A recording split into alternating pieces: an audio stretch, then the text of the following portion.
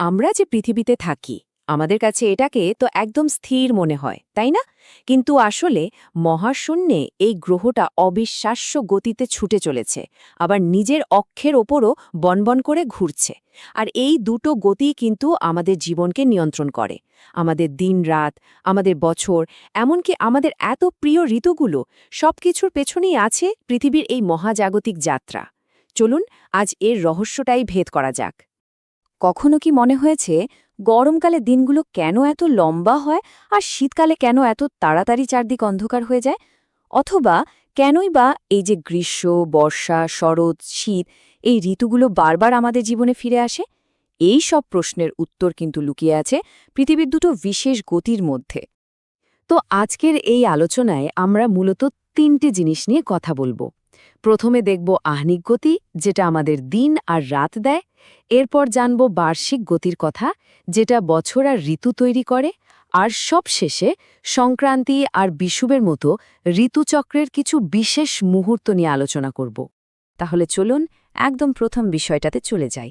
আহ্নিক গতি মানে পৃথিবীর সেই দৈনিক গতি, যার জন্যই আমাদের জীবনে দিন আর রাত আসে।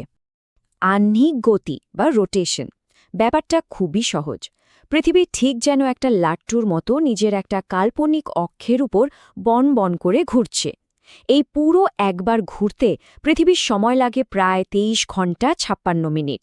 তবে আমরা হিসেবের সুবিধার জন্য এটাকে ২৪ ঘন্টা বা একটা দিন ধরে নিই। পৃথিবীর এই দৈনিক ঘূর্ণনটাই কিন্তু আমাদের দিন রাতের মূল কারণ।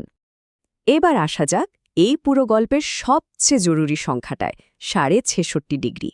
দেখুন, পৃথিবীর এই যে ঘোরার অক্ষটা, এটা কিন্তু ওর কক্ষপথের সাথে একদম সোজাসুজি নেই, বরং এটা ৬৬.৫ ডিগ্রি কোণে হেলে আছে।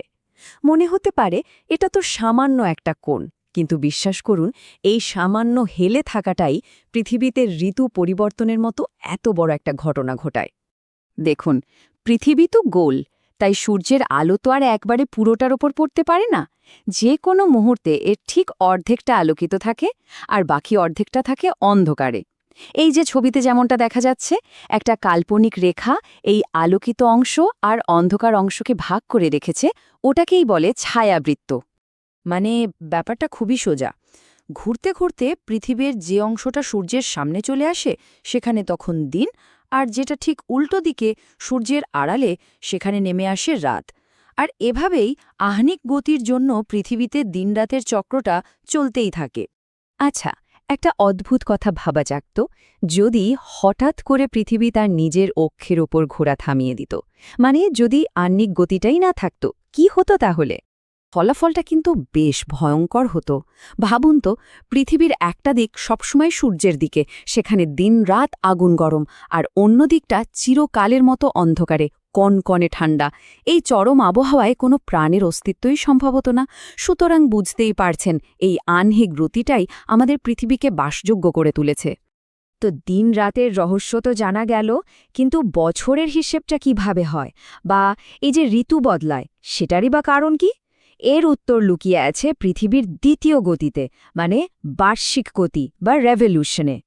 নিজের অক্ষের ওপর ঘুরতে ঘুরতেই পৃথিবী কিন্তু আর একটা দারুণ কাজ করে। সেটা হলো একটা নির্দিষ্ট উপবৃত্তাকার পথে সূর্যের চারদিকেও চক্কর কাটে। আর সূর্যের চারপাশে এই পুরো একটা চক্কর শেষ করতে পৃথিবীর সময় লাগে ৩৬৫ দিন আর প্রায় ৬ ঘণ্টা। এই সময়টাকেই আমরা একটা সৌর বছর বলি। কিন্তু এখানে একটা প্রশ্ন আসে, তাই না? আমরা তো বছর গুনি ৩৬৫ দিনে। তাহলে এই যে প্রতি বছর বাড়তি ৬ ঘণ্টা করে থেকে যাচ্ছে, এটার কি হয়? এটা কি এমনি হারিয়ে যায়? না, এর একটা দারুণ সমাধান আছে। এর সমাধানটা আসলে একটা মজার অঙ্ক। দেখুন, প্রতি বছর ৬ ঘণ্টা করে জমছে। ৪ বছরে কত হলো? ৪, ৬, ২৪, মানে পুরো একটা দিন। আমাদের ক্যালেন্ডারকে মহাজাগতিক সময়ের সাথে মেলাতে এই বাড়তি দিনটাকেই আমরা প্রতি ৪ বছর পর ফেব্রুয়ারি মাসের সাথে জুড়ে দিই। আর তখন ফেব্রুয়ারি মাস হয়ে যায় ২৯ দিনের। আর যে বছরে এই একটা দিন বেশি থাকে, মানে মোট ৩৬৬ দিন, সেটাকেই আমরা বলি লিপ ইয়ার বা অধিবর্ষ। কি দারুণ একটা হিসেব, তাই না? এভাবেই ওই বাড়তি 6 ঘন্টার হিসেবটা মিলিয়ে দেয়া হয়। আমরা তো জানলাম যে পৃথিবী সূর্যের চারপাশে ঘোরে, কিন্তু শুধু ঘুরলে তো আর ঋতু বদল হয় না। এর আসল কারণটা হলো ওই যে বলেছিলাম পৃথিবীর হেলে থাকা অক্ষ। এই দুটো মিলেই তৈরি হয় ঋতুচক্রের কিছু বিশেষ দিন, যেগুলোকে আমরা বলি সংক্রান্তি এবং বিষুব। এই টেবিলটা দেখলে ব্যাপারটা পরিষ্কার হয়ে যাবে। প্রথমে আসি কর্কট সংক্রান্তিতে। এটা হয় ২১শে জুন। এই দিনে পৃথিবীর উত্তর গোলার্ধ সূর্যের দিকে সবচেয়ে বেশি ঝুঁকে থাকে, ফলে সূর্যের আলো সরাসরি কর্কটক্রান্তি রেখার উপর পড়ে। আর আমাদের এখানে হয় বছরের সবচেয়ে বড় দিন আর সবচেয়ে ছোট রাত। ঠিক এর উল্টোটা ঘটে ২২শে ডিসেম্বর, মানে মকর সংক্রান্তির দিন। তখন দক্ষিণ গোলার্ধ সূর্যের দিকে ঝুঁকে থাকে, ফলে আমাদের উত্তর গোলার্ধে হয় বছরের সবচেয়ে ছোট দিন আর সবচেয়ে বড় রাত। এখানে একটা মজার ব্যাপার কি জানেন, আমরা যখন ২২শে ডিসেম্বর মকর সংক্রান্তিতে শীতে জবুথুবু, তখন দক্ষিণ গোলার্ধের দেশগুলোতে কিন্তু ভরপুর গ্রীষ্মকাল। এই জন্যই তো অস্ট্রেলিয়ার মতো দেশে ক্রিসমাস বা বড়দিন পালিত হয় গরমের মধ্যে। সংক্রান্তি ছাড়াও বছরে আরও দুটো বিশেষ দিন আছে। এদেরকে বলে বিষুব বা ইকুইনক্স।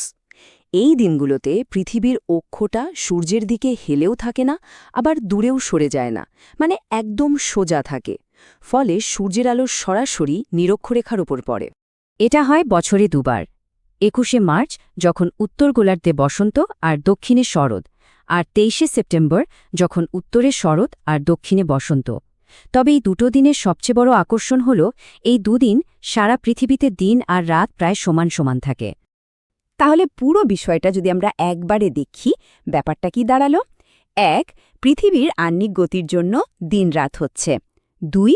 বার্ষিক গতির জন্য আমরা একটা বছর পাই। আর ৩. এই বার্ষিক গতি আর পৃথিবীর হেলে থাকা অক্ষ, এই দুটো মিলেমিশেই তৈরি হচ্ছে আমাদের সুন্দর ঋতুগুলো। শেষ করার আগে একটা প্রশ্ন রেখে যাই। আচ্ছা ভাবুন তো একবার, যদি পৃথিবীর অক্ষটা ওই ৬৬.৫ কোণে হেলে না থেকে একদম সোজাসুজি থাকত, তাহলে কি হতো? আমাদের কি এই সুন্দর ঋতুগুলো থাকত? এই একটা প্রশ্নই আসলে বুঝিয়ে দেয় ওই সামান্য হেলে থাকাটা আমাদের এই গ্রহের জন্য কতটা জরুরি।